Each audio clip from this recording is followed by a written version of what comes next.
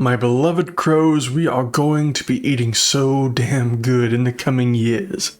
Hello crows and non-crows alike, my name is Joe Mac, otherwise known as Support Crow, and today, we're talking about 4 sci-fi games to get excited about. If you're a fan of the channel, then you're likely a single-player create-a-character junkie just like me. However, if you're looking for single-player create-a-character RPGs that scratch your science fiction interests, then these 4 games should be perfect for you. Especially if you love companions that join in your adventures. 2 are well known and 2 not so much. 3 are set to release soon while 1 is still in pre-production. Let's get into it.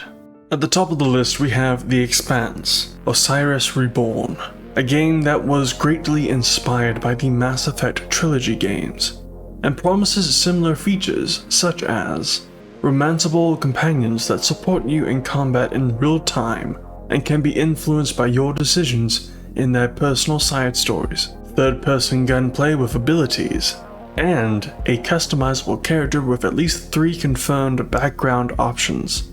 I'm really excited for this one because it's heavily influenced by the Mass Effect trilogy. The creative direction and use of linear level design really made the trilogy feel like a TV show, which is great for this game because of the Expanse TV show that will apparently be running alongside our adventure in its own space. I have not watched The Expanse and I have not read the books either. In fact, this is my first time hearing about any of it, but I don't really care about any of that. But what I really want to know right now is whether or not these people in this picture are your companions, especially this guy. The Expanse Osiris Reborn is supposedly releasing soon, but I hope to see an actual release date sooner than that. Secondly, we have Exodus, a spiritual successor to the Mass Effect trilogy. I'm feeling a trend here. Anyway, this sci-fi game is actually being developed by a decent number of people who originally worked on the Mass Effect trilogy, so naturally it has many of the same features as the trilogy and Osiris. Meaningful choices and consequences, intense action combat, fighting for humanity's survival, and romanceable companions. Because if you're going to travel to Mars with someone, you might as well travel to your bed also. However, there are things that stand out for Exodus, such as an evolving home world depending on your choices, exploring an entire universe, and perhaps more intriguing than anything else, the inclusion of time dilation.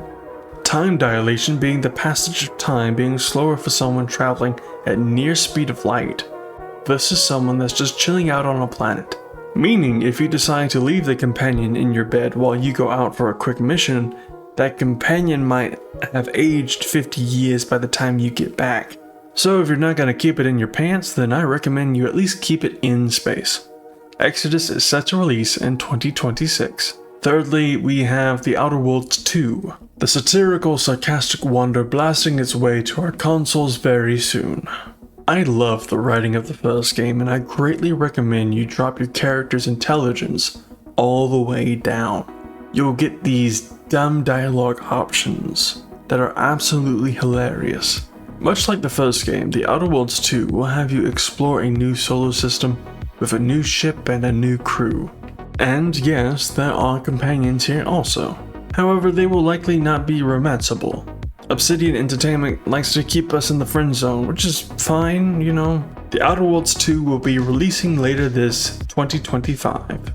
And lastly, we have Mass Effect 5, an enigma that we have heard little of during its 4-year development. We have seen some teasers. Whether or not these teasers actually will amount to anything is hard to tell, but whatever happens, happens. After essentially abandoning Mass Effect Andromeda, Anthem, and Dragon Age the Veilguard, the bar of expectation is very high for both BioWare and EA to reach. And for the record, I don't want any studio to fail, and I want Mass Effect 5 to be a good game.